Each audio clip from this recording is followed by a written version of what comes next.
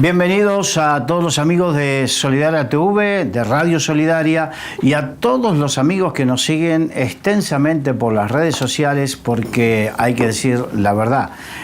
Hoy en día las redes sociales que se han convertido, y va a más, en mayores receptores de audiencia que los medios de comunicación habituales, comunes, y entonces no queremos dejarlo de lado en esta bienvenida. Y hoy vamos a hablar de todo un poco, tanto actualidad como cosas espirituales, porque no están reñidos la una con el otro, y vamos a hablar con Miguel Diez. Bienvenido, Miguel.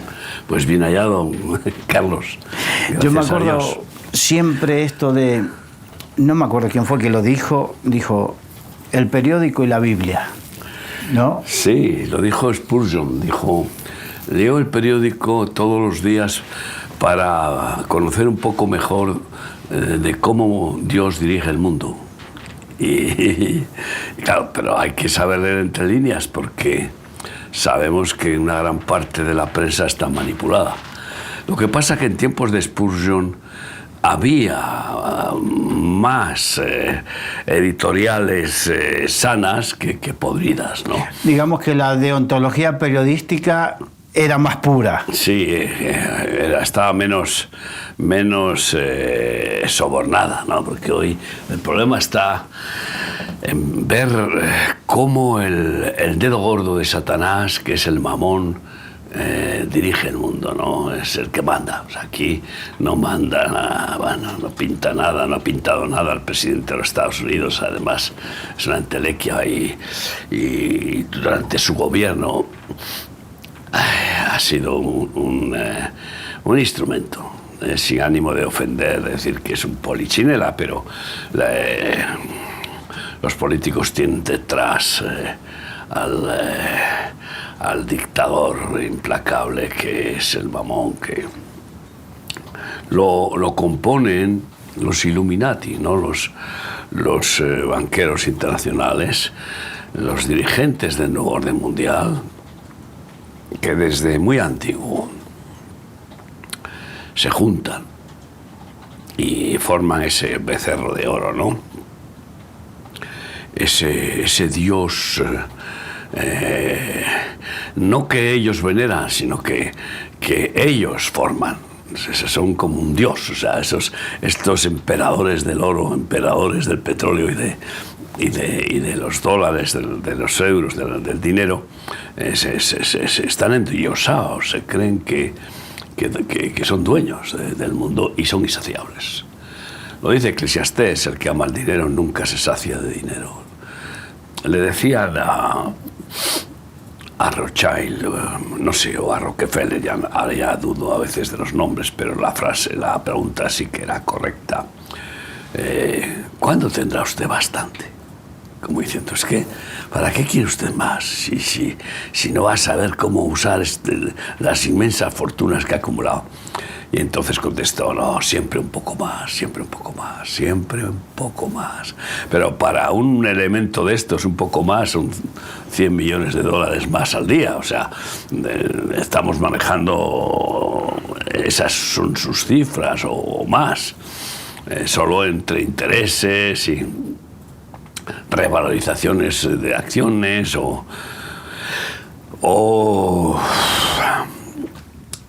plusvalías de ventas de lo que compraron a la baja y venden al alza. Hay que ver que, por ejemplo, el Soros, que es uno de los miembros de este mamón, aunque no es el jefe, porque dentro de ese conglomerado de becerros de oro, pues es como un sistema piramidal, es una pirámide de oro, ¿no? Y entonces, aunque son principalmente los 12 apóstoles de Satanás, ¿no? Hay quienes dicen que, por ejemplo, hay alguien que gobierna sobre todos. En el billete de $1 en el reverso hay una pirámide que está truncada y que precisamente esa cúpula es la pirámide, es la parte de la cúpula que falta en la pirámide esa, ¿no?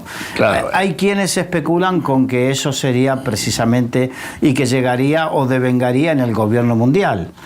Por eso volvemos a la frase de Spurgeon, la Biblia y el periódico. ¿Qué sentido tiene una pirámide en un dólar, en la moneda, en ese billete y un ojo? Pues oye, sabemos que son símbolos masónicos, completamente la pirámide es un símbolo masónico, ¿no?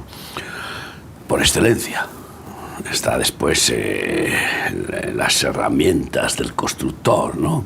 Que la palabra masón es una palabra francesa que es el albañil, que eran los albañiles constructores de catedrales en la Francia medieval y que terminaron constituyendo esa hermandad, por así decirlo. Sí, es una hermandad satánica que tiene además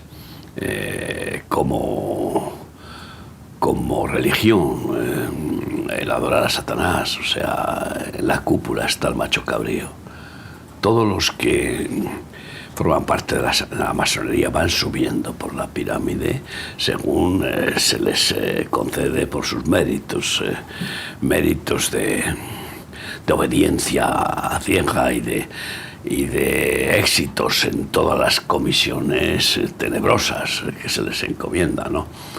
Y hasta llegar al escalón 33, que entonces es el máximo escalón donde podríamos decir está esa culminación. Y pues hay personajes actualmente en el mundo que están en ese escalón, como el príncipe de Gales, que ya no es el rey de Gales, el príncipe, sino que es el rey de Inglaterra. Y otros monarcas también. Entonces, esta gente, pues quieren en su presunta inteligencia, porque se consideran discípulos de Salomón, no te lo pierdas, tienen a Salomón como su instructor principal, ¿no? A lo mejor hasta se comunican con él, ¿no? Pues, claro, pero ¿por qué eligieron con el espíritu no de Salomón, sí, sino el mismo Satanás? Claro, pero ¿por qué eligieron a que Salomón? se aparece el diablo en esas sesiones de espiritismo, no es que aparece la abuela o el padre, no, es un demonio que sabe hasta imitar la voz de aquel familiar fallecido, no existe. ¿Cómo decirte? El hablar con los muertos. No, los muertos están o con el Señor en el cielo esperando la resurrección o en el Hades, desde donde no pueden hablar para nada con nadie, ¿no? Y nadie puede salir de ahí.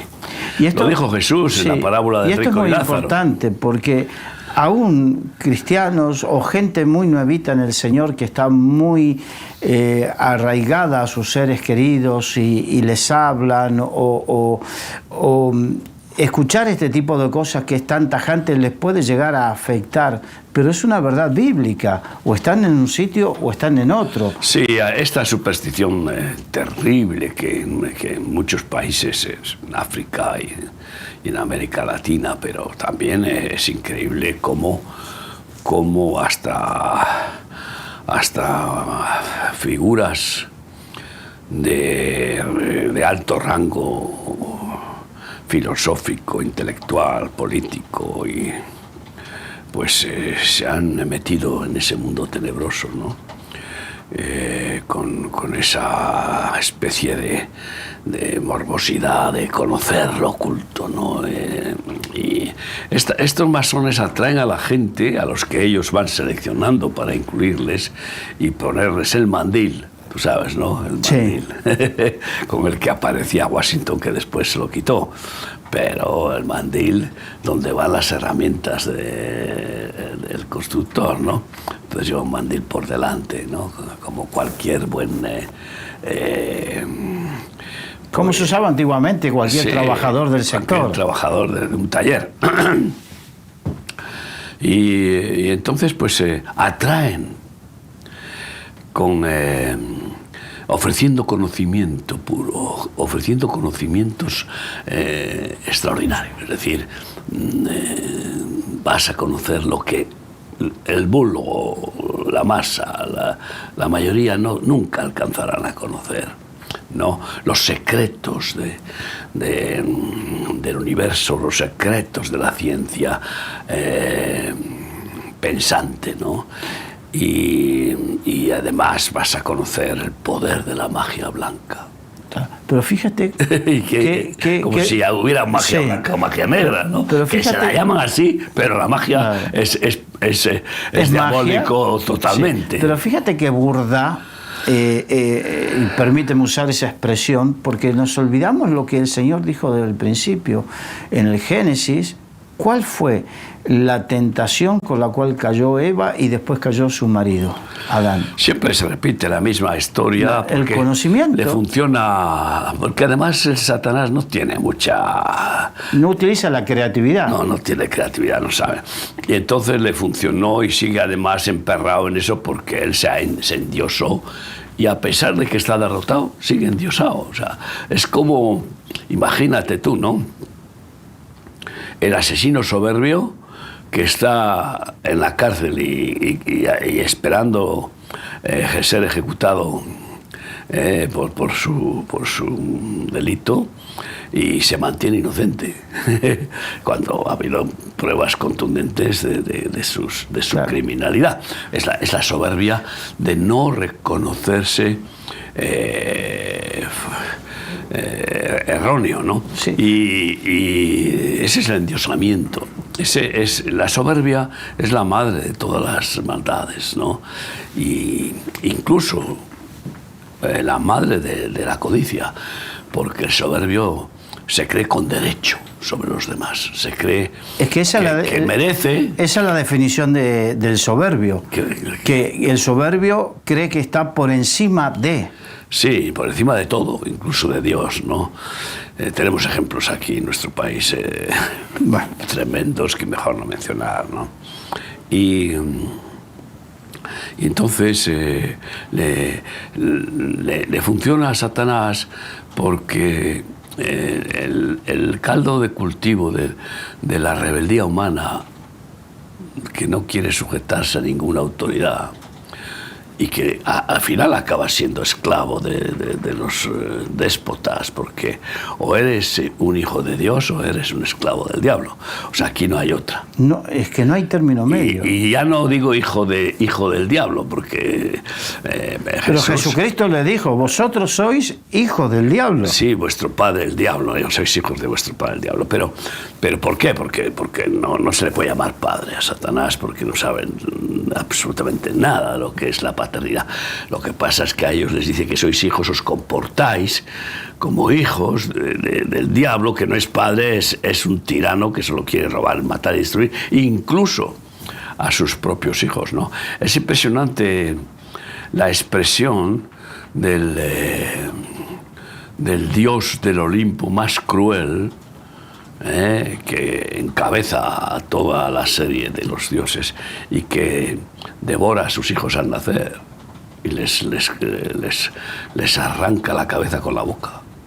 O sea, esta es la expresión de cómo es Satanás, ¿no? Y también pues la manifestación de la soberbia humana. Pues tú puedes leer en la Biblia casos en los que el rey mata a todos sus hijos para que no le... Sí, porque Herodes. Era una costumbre en la antigüedad que el rey, como el rey muchas veces conspiró para llegar a ser rey, para que nadie pueda conspirar contra él y poder reclamar su trono, mataba a todos, o sus hijos o sus hermanos. Sí, o ambos. No, generalmente ese rey es el que primero mató a su padre para reinar en su lugar, ¿no? Y entonces ese es el espíritu de Satanás, y que cuando consigue leudar con esa soberbia diabólica el corazón humano, pues es una levadura terrorífica.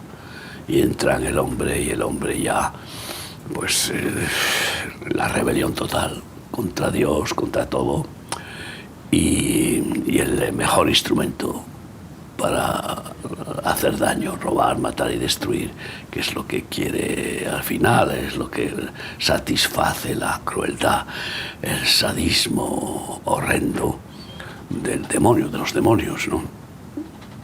Y vivimos en un mundo en el que hay muchos poderosos terrenales que están completamente leudados por esta levadura sin escrúpulos y que no les importa matar a un montón de gente con tal de conseguir sus fines. No les importa. No tienen ninguna conciencia del bien ya. ¿Por qué? Porque son pura hiel, pura perversión, ¿no? Claro. Es que como se consideran, siguiendo con el concepto soberbia, que están por encima, entonces ellos son la casta, por decirlo de una manera, suprema, y por el beneficio de todos y aún del planeta pueden llegar a decidir que unos mueren y otros no. Porque se creen que tienen la razón absoluta. O sea, el endiosamiento llega a la egolatría, llega a tal punto de que estoy en la perfecta razón, de que mi plan, mi proyecto es el mejor, no, el único posible, el único, incluso justo, llega al extremo de usar palabras como justicia, como es como la Revolución Francesa, ¿no? Con las tres declaraciones de égalité, liberté, fraternité, y yo no sé cómo es esto, libertad, fraternité, liberté, fraternité y igualité. Égalité. Sí. Y lo primero que hacen es que es menuda igualdad y menuda libertad a cortar cabezas a todos los disidentes. Sí, la guillotina empezó ahí. Y no solo eso, hay algo que confieso que yo no lo sabía y que es algo que la historia no, en general no habla: las grandes persecuciones a los movimientos cristianos desde el catolicismo a los hugonotes protestantes que hubo por causa de la Revolución Francesa. Bueno, las religiones que no tienen la guía del verdadero Dios, del Espíritu de Dios, son instrumentos siempre diabólicos que tienen connivencia con los poderes políticos y a lo largo de la historia. Y se alían convenientemente para beneficiarse a ambas partes, ¿no? Eso es lo que llama Apocalipsis la bestia cabalgada por la gran ramera religiosa, ¿no? Que siempre es el instrumento de la bestia de perseguir a los disidentes con la excusa de que son blasfemos y de que son, pues eso, son enemigos de la verdadera religión, que es la que quieren establecer siempre para unificar al imperio. Por eso se está fraguando la gran ramera religiosa con el ecumenismo, que está muy avanzado ya, en el punto de que ahora mismo el Papa estaba haciendo visitas ecuménicas con musulmanes y con de alto nivel. Y entonces los dictadores y el anticristo es el colmo de la dictadura, ¿no? Ha habido muchos anticristos a lo largo de la historia que incluso se proclamaron Dios públicamente y exigieron adoración al pueblo. Pero eso es algo que es bíblico, porque quizás hay alguno que dice, está exagerando. No, es bíblico. Ya Juan dijo, hay muchos anticristos en medio de vosotros. Sí, y salieron de vosotros incluso. Algunos sí habían sido ministros del Evangelio y se vuelven anticristos. O sea, porque el hombre no puede confiar en sí mismo, porque somos débiles y podríamos caer Por eso la palabra dice, si ves caer a alguien, mira que tú no caigas.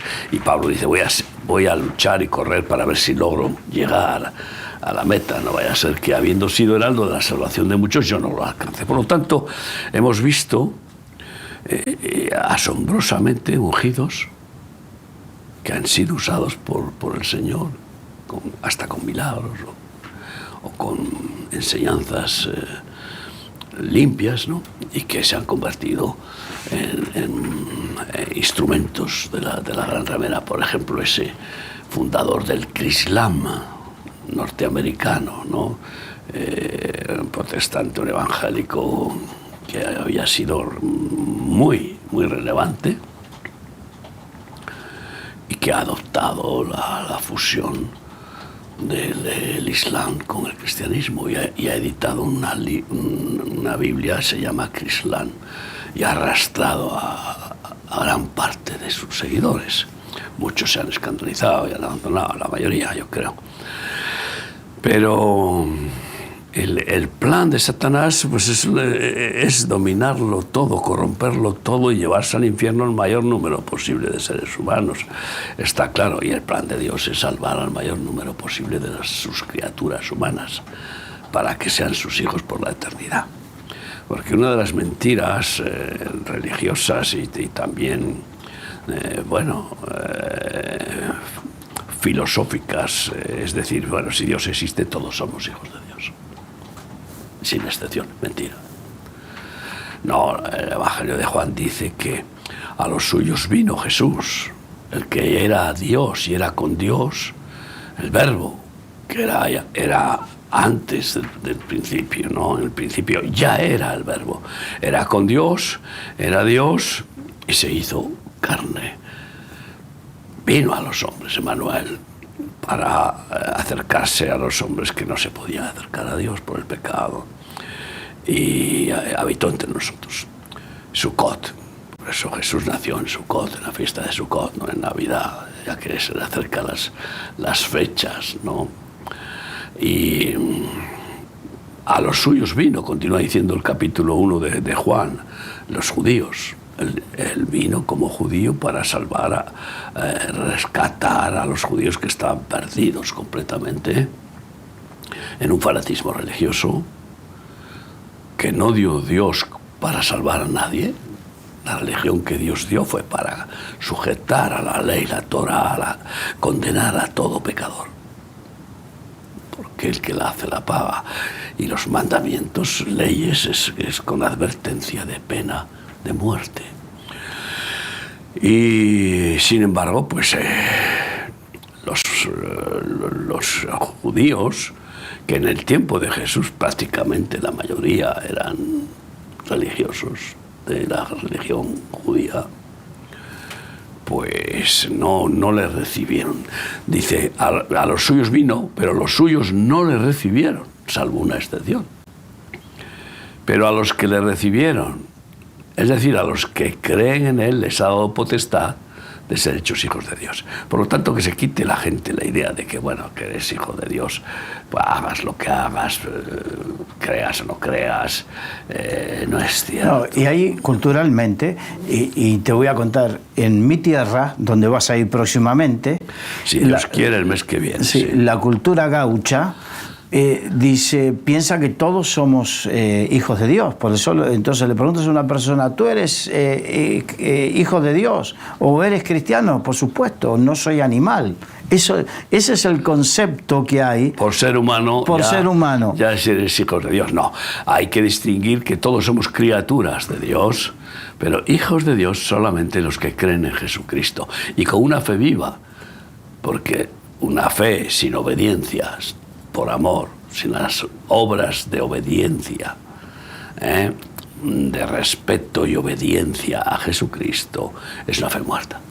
Por lo tanto, o sea, está claro que hablar de fe no es hablar de una fe intelectual, religiosa, no, es algo sentimental, es hablar de una fe viva.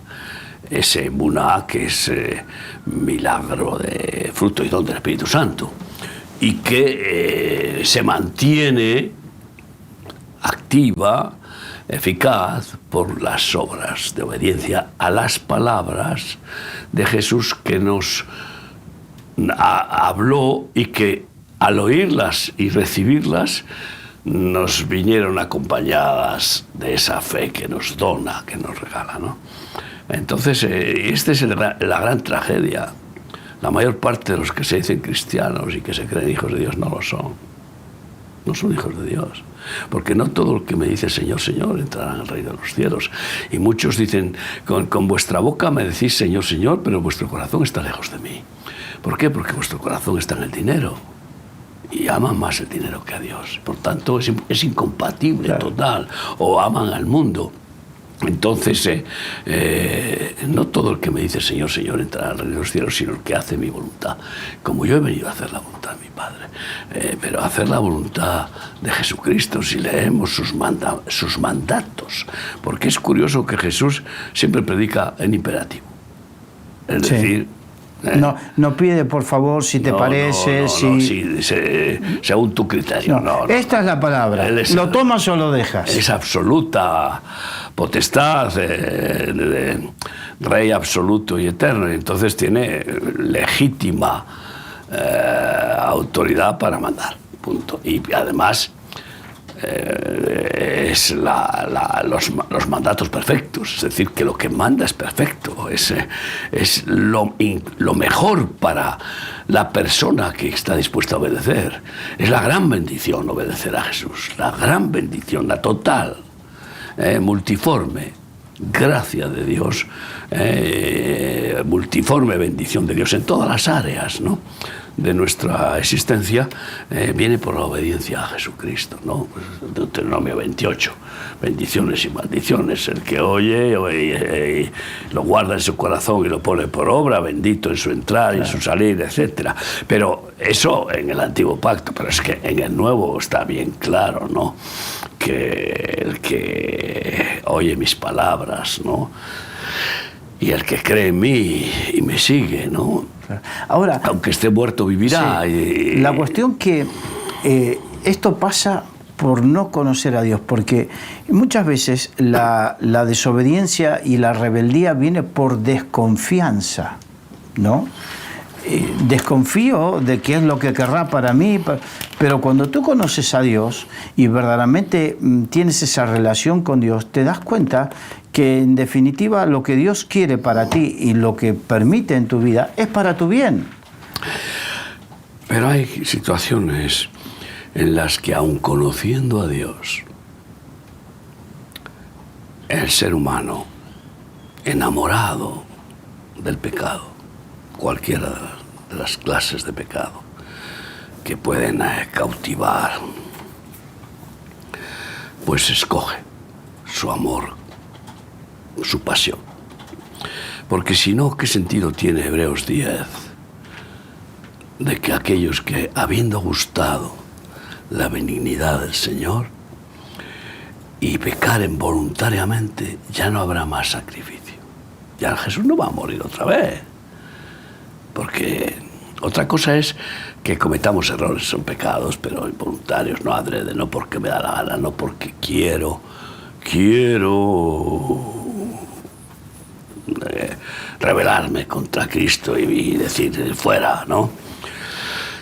¿Y qué sentido tiene también cuando Jesús dice que a los tibios les vomitaré de mi boca?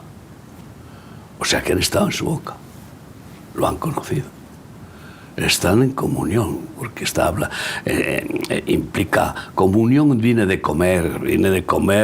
comerse uno a otro. Ahora nos estamos comiendo el uno al otro en cuanto a que comemos las palabras que decimos y que oímos, ¿no? Entonces han tenido comunión y han sido vomitados, han estado dentro. Sí, porque lo que uno vomita es lo que está dentro, en el interior. Algunos casos, no, muchos casos, habiendo conocido a Dios, no le han respetado, no le han honrado, no han tenido ese temor de Dios, decir, cuidado con Dios, ojo con Dios, que es bueno, pero cosa horrenda es caer en manos del Dios vivo, porque Él es fuego consumidor, ¿no? Y efectivamente la mayoría no tiene fe porque no le conocen, como has dicho. Eso la mayoría es así. Pero después, dentro de la mayoría evangélica, pues hay muchos que, habiéndole conocido, escogen amar el dinero más que a Dios, escogen su propia vida, sus propios proyectos, escogen tener hijos o no tener hijos, que es lo que, vamos, eso es una cosa increíble, ¿no? Escogen consagrar a sus hijos al mundo y prepararlos para que sean competidores en el mundo y tengan éxito económico. Por lo tanto, los sacrifican al mundo, los sacrifican a Moloch de una manera o de otra, ¿no? Y también creen que pueden compatibilizar esa forma pues egoísta y independentista de Dios con las bendiciones. Las bendiciones, porque Dios es tan bueno.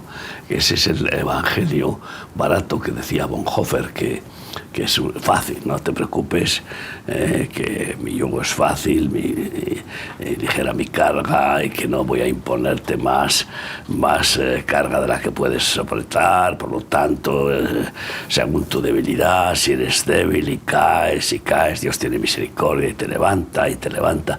7 veces caerá el justo, 7 veces lo levantará el Señor. ¿Pero por qué es justo? El injusto no. Es que sí. Cómo se pueden deformar, ¿no?, los versículos para poderlos acoplar a nuestra conveniencia, ¿no? El evangelio barato no es de Dios.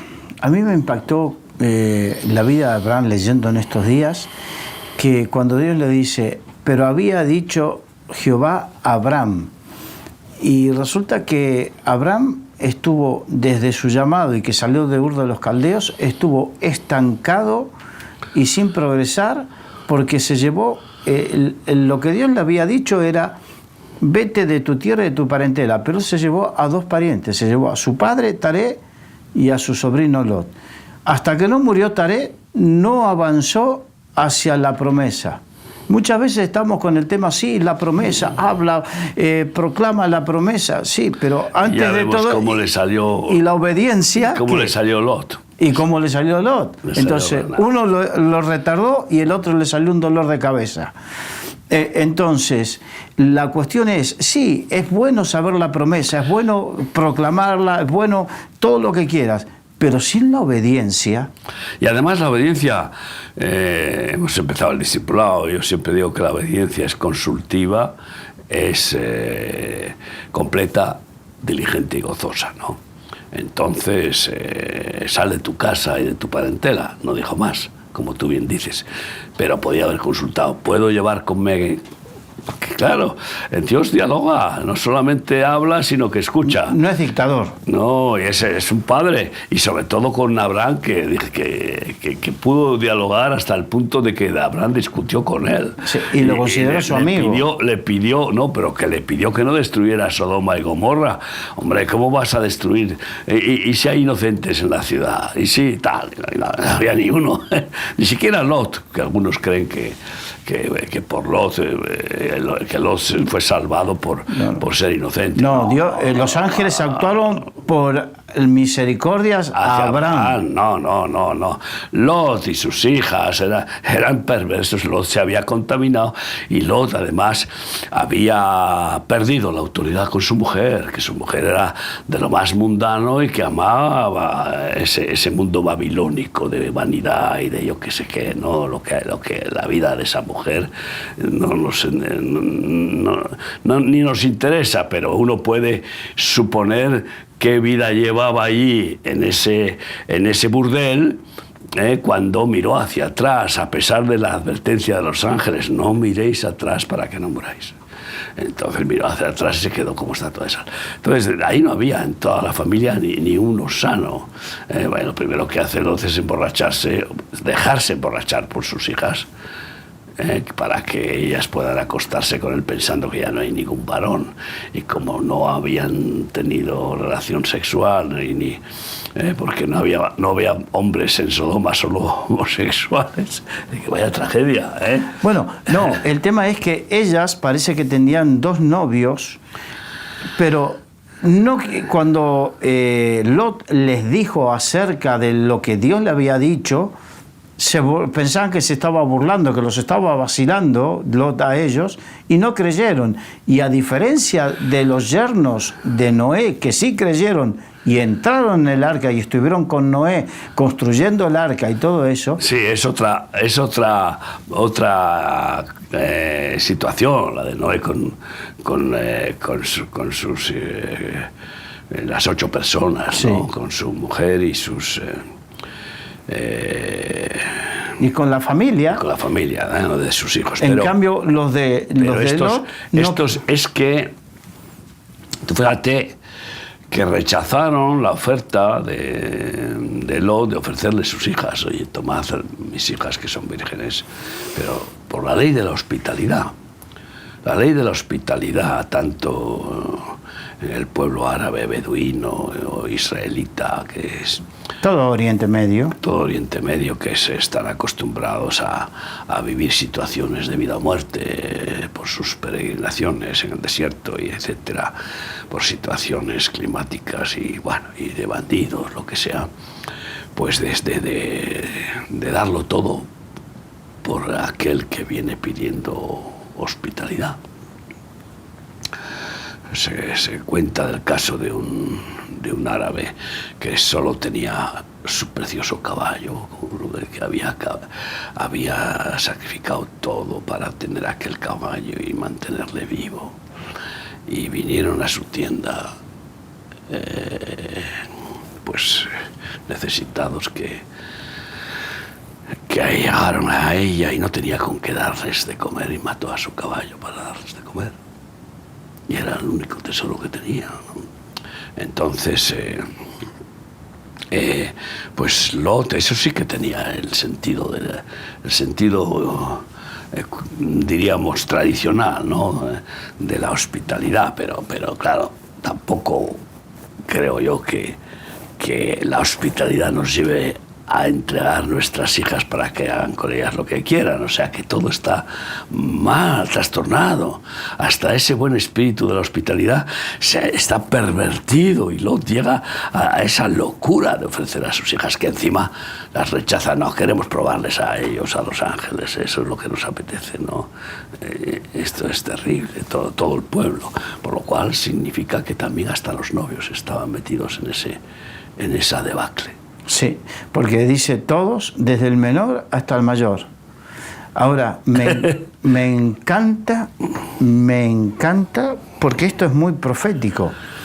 Lo que hicieron los ángeles, los cegaron y estuvieron todo el tiempo dando vueltas y sin poder encontrar la puerta para entrar a la casa de Lot, toda esa turba.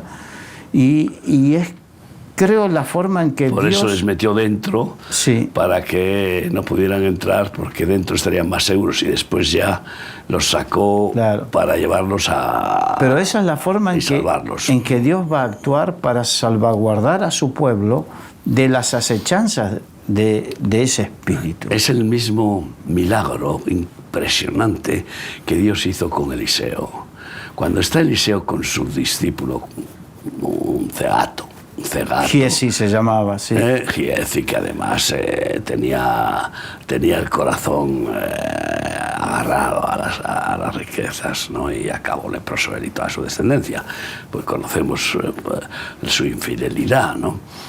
Con el leproso Naamán, que agradecido por el milagro de ser limpio de la lepra por la recomendación de Eliseo, de zambullirse 7 veces en el Jordán, pues llevaba regalos costosísimos, y entonces Eliseo no quiso recibir nada para que no quedara confusión de que fue algo pagado, sino que la gracia de Dios es gratis.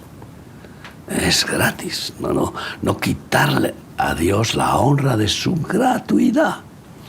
Pero Giezi, cuando ve que se lo vuelve a llevar, va tras de él y, en fin, y le convence para que le dé algunos tesoros que esconde, ¿no?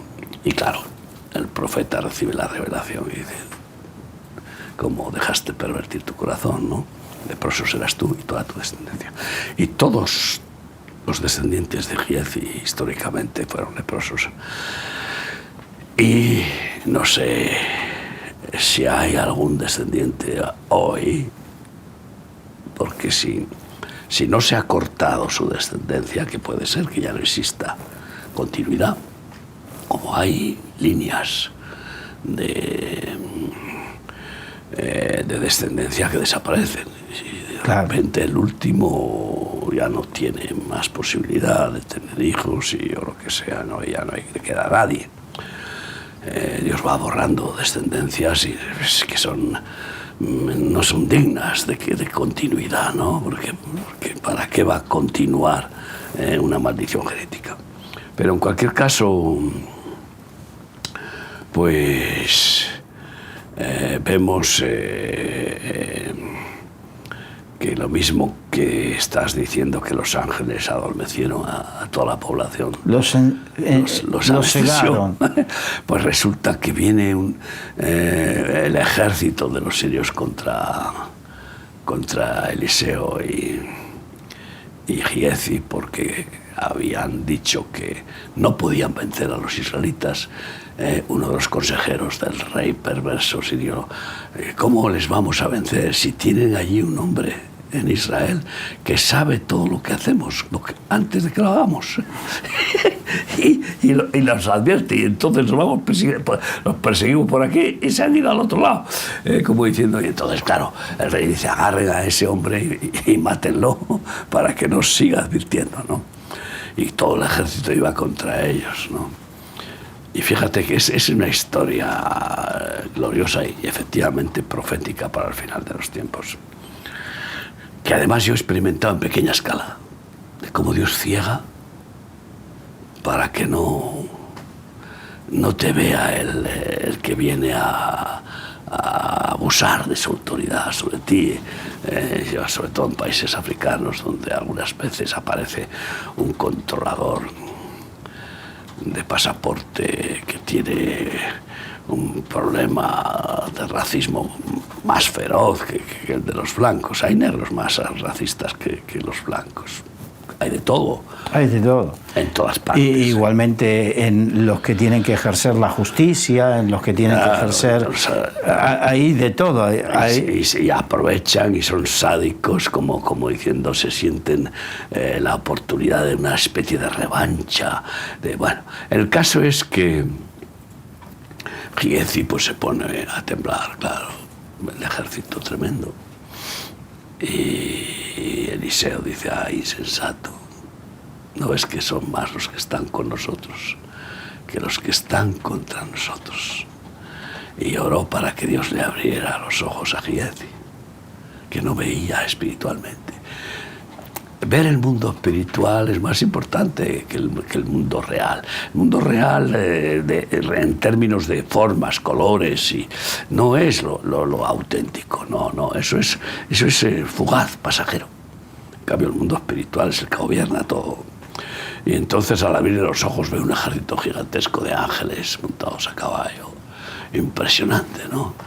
Y cuando llegan los ejércitos contra Eliseo y contra Giezi, les deja ciegos a todos. pero es genial la misericordia. Si tú tienes, aunque sean 1000 hombres que están ciegos, los puedes ir matando uno a uno tú solo, sin que no puedan defenderse. Pues tienes una espada y todos ciegos, pues vas matando uno a uno y no queda ninguno. Podía haberlos matado a todos con los soldados israelíes, pero no. Les llevó al campamento israelí y dijo a los israelíes: dadles de comer y de beber. Les devolvió la vista, comieron, bebieron y los despidieron. Ahora, iros para vuestra casa y no volváis a ser insensatos. Claro que no volvieron, imagínate. Pero hay un montón de enseñanzas ahí. Primero, el milagro tan impresionante de que Dios es omnipotente y dejar ciegos a todos los soldados de un ejército de miles, de forma global. Es alucinante. Y segundo, pues devolverles la vista y luego darles de comer y beber y que lo aceptaran los israelitas, porque los israelitas querían matarlos a todos, esta es la nuestra.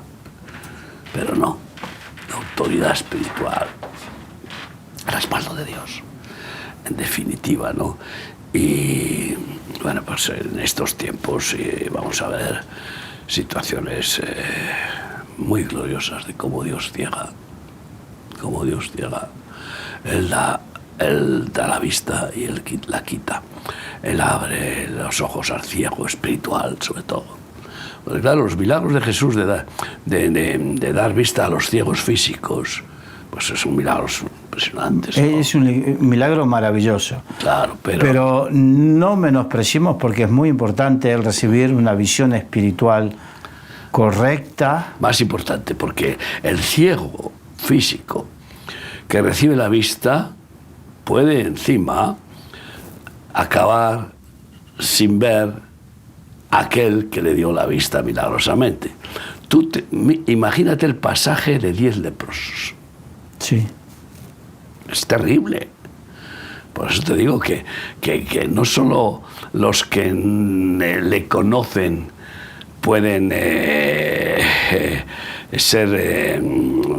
seguirle de verdad. No, es importante. Sin conocerle no sigues a nadie sin conocerle. Pero ahí están los 10 leprosos que empiezan a gritar: Jesús, hijo de David, etcétera. Y entonces Jesús les responde y les dice que cumplan la ley. La ley dice que los leprosos deben de presentarse delante del sacerdocio para que analicen el nivel. Hay niveles de la lepra más grave, más contagiosa, lo que sea. Y ellos obedecieron. Y según obedecían y se encaminaban hacia el templo, fueron sanados. ¿Cómo no se dieron cuenta de que es Jesús quien les había sanado? Solo uno. Uno solo. Solo uno. Vaya porcentaje. Volvió y recibió la vista celestial, ¿no? Además de la sanidad de la lepra, que simboliza el pecado, ¿no? Que es una peste de enfermedad terrible. Yo he visto leprosos en África y entonces muchos somos llamados, pocos los escogidos. Incluso algunos que son llamados y que ven la gloria de Dios, que ven los milagros, después se vuelven a la religión. Si acaso cambian un poquito, es que se vuelven más religiosos. O se agarran a una religión pensando que así pueden tener gratitud por haber sido limpiados de la lepra, sanados de un cáncer o han recibido la vista. Yo me pregunto, y aquí la audiencia pues que me responda, el Señor ha liberado a miles de drogadictos en nuestro ministerio. Sus familiares sabían que eran incurables sus hijos. De hecho, muchos estaban desechados de su familia. Habían sido expulsados de la casa porque ya no soportaban más que les robara hasta la lavadora y que les pusieran incluso el cuchillo en el cuello para quitarles la paga. No encontraban cura ninguna para sus hijos. Y después les han visto, pero como verdaderos benditos, que transformados, nuevas criaturas, y han experimentado el respeto, el amor. Esos hijos han pedido perdón a sus padres, esos hijos han bendecido a sus padres, han buscado cómo cómo incluso ayudarles en lo que sea. ¿Y cómo no buscan al sanador?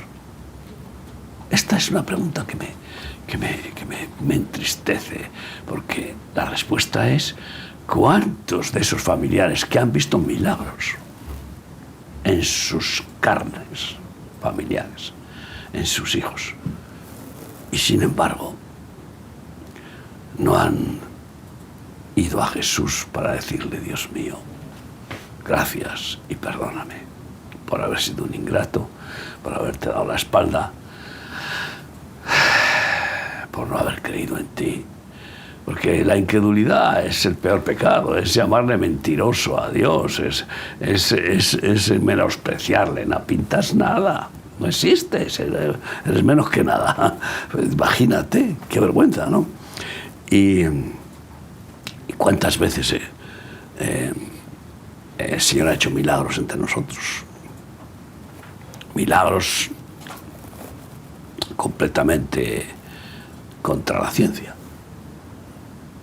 Enfermos con metástasis sanados, como uno de nuestros pastores, aquí en España o en otros sitios, pero hemos visto pues una niña muda y sorda de nacimiento con 9 años en una campaña evangelística, delante de todos, por primera vez en su vida oyó y habló, en Sevilla. Testigos todavía existen de aquella experiencia, pero es que cuántas experiencias así podemos mencionar. Y los que lo vieron, ¿qué han hecho? ¿Qué han hecho con esa experiencia? Han conocido la manifestación del omnipotente y misericordioso Jesucristo. Bueno, que Dios tenga misericordia de aquellos que se resisten a creer, de aquellos que son ingratos con Dios, porque es absurdo. De hecho, Jesús le debemos hasta el aire que respiramos. Sí. Jesús preguntó, ¿no eran 10? Sí. Él dejó ahí expresa la ingratitud, el olvido y hasta, yo supongo que el menosprecio a lo que Dios había hecho. Porque pero es algo tan grande. Tú te imaginas, leproso, y que Jesús te sana así, bomba, y no reaccionar y seguir yendo a la sinagoga o a la misa o al culto o lo que sea, a esos profesionales de las religiones que no les permitían ni entrar en sus templos locales de culto y que de ninguna manera les sanaban. Pues porque estaban todos marginados, los leprosos, igual que... No, y seguramente si estamos hablando, porque entendemos y creemos que el Espíritu Santo permite quizás que para el final del programa estemos hablando de esto, porque es muy probable que nos estén viendo o escuchando la radio, la tele, las redes sociales, gente que quizás experimentó en algún tiempo, pero se conforma solamente con haber experimentado y ver o escuchar de vez en cuando, y no se da cuenta que se está perdiendo lo más maravilloso y lo más profundo que es vivir bajo el abrigo del Altísimo y morar bajo la sombra del Omnipotente. La experiencia más gloriosa no es ver un milagro, no. La experiencia más gloriosa es tener la comunión, intimidad con Dios. Esa es y una vida de relación paterno-filial, ¿no? Y saber que nunca serás huérfano, que tienes un Padre perfecto y que tienes al amigo también perfecto, que es Jesucristo, ¿no? A tu lado siempre, incondicional, fiel totalmente, ¿no? Y al Espíritu Santo, que no tiene límites en su poder y que pues hace milagros, pero vamos, en cantidad por segundo, ¿no? Yo siempre digo que nuestro ministerio Remar es una manifestación de algún milagro por cada segundo en alguna parte de los países donde estamos, porque esto es impresionante. Uno descubre claramente las dificultades y cómo el Señor nos va allanando el camino y va abriendo puertas que estaban cerradas, y va rompiendo enemistades y entonces es tan sencillo ser inteligente y recibir lo bueno, porque solo quiere lo bueno de nosotros, ¿no? Pero claro, el individualismo, nacido de ese orgullo, de esa soberbia, pues le cuesta sujetarse a la voluntad de Dios o a nadie.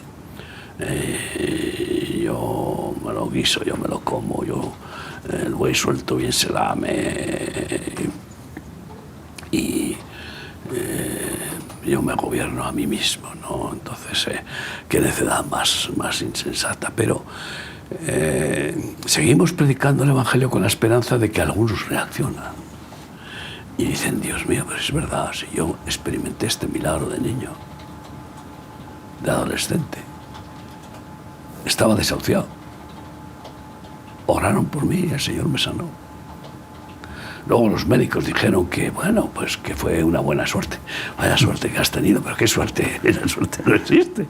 Pero, ¿cómo acertamos? Y quieren llevar el premio. ¿Cómo acertamos con la cirugía oportuna? Claro, y tal? Pero ¿no? Cuando tú eres hijo de Dios y cuando realmente sabes, porque nadie te puede quitar lo que Dios hizo dentro tuyo.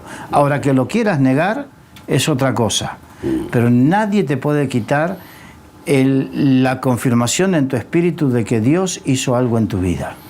Así es, y eso es realmente lo que significa la relación personal con Dios, como con intimidad, la coinonía, la comunión de los santos, ¿no?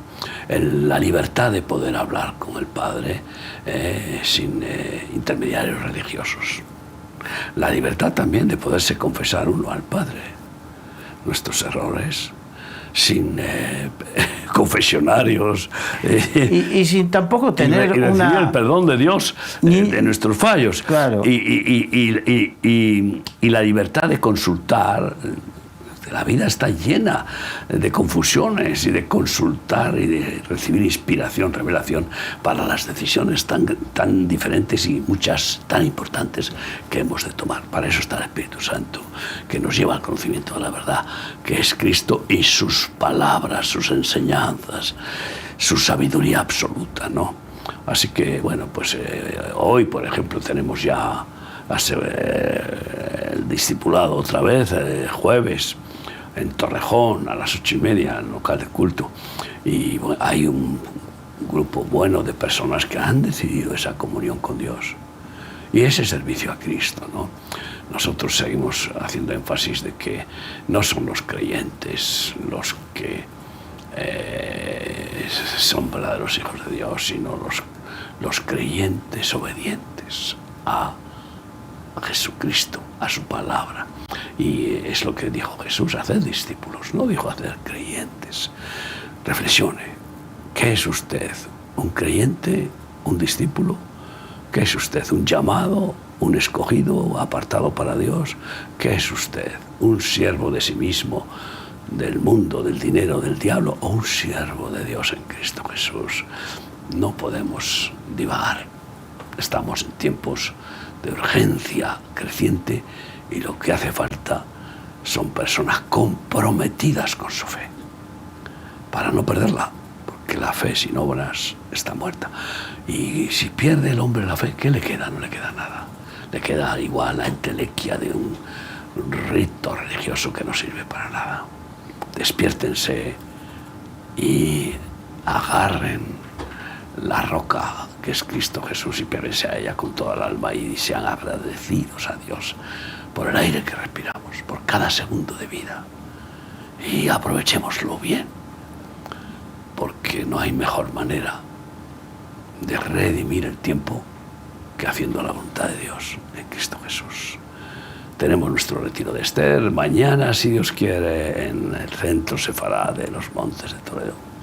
No sé, me parece que ya no hay mucho sitio, no hay, pero si usted tiene interés, el sábado pueden ir las mujeres y pasarse solo el día y volver, si es que ya no hay cama, que probablemente no la hay. Y van ya no sé cuántas, 39 o 40 mujeres creo, que van a pasar solo el sábado. También esa opción la tiene usted. Pero lo que sí está claro es, estamos a su servicio para poder bendecirles, guiarles en la medida de la gracia que hemos recibido de Dios. Así que les seguimos invitando. Acercaos a mí, dijo el Señor, y yo me acercaré a vosotros. Qué maravilloso es, Amén, ¿no? amén, así es. Oramos. Venga, claro. Señor, gracias por este tiempo. Sí, Padre. Te pedimos, Señor, que Jesús, esta palabra produzca el fruto para el cual ha sido enviada en todos los que han visto, oído, Señor. Y que ese fruto, Señor, se manifieste en vidas cambiadas, transformadas, Jesús, y en decisiones de buscarte, de seguirte, de consagrarse, de servirte, de ser discípulos tuyos, Señor. Oh Padre, bendice a cada uno. Derrama de tu espíritu, Señor. Tú eres el que convence, el que redarguyes, el que haces entender y comprender, y por sobre todas las cosas, que abres los ojos a aquellos que están ciegos, a los ciegos espirituales, para que puedan comprender y ver la verdad de tu reino. En el nombre de Jesús. Amén. Amén. Muchas gracias, Miguel. Al Señor y a ti. Gracias a todos nuestros amigos. Nos despedimos de Solidaria TV, Radio Solidaria y de las redes sociales. Que Dios les bendiga.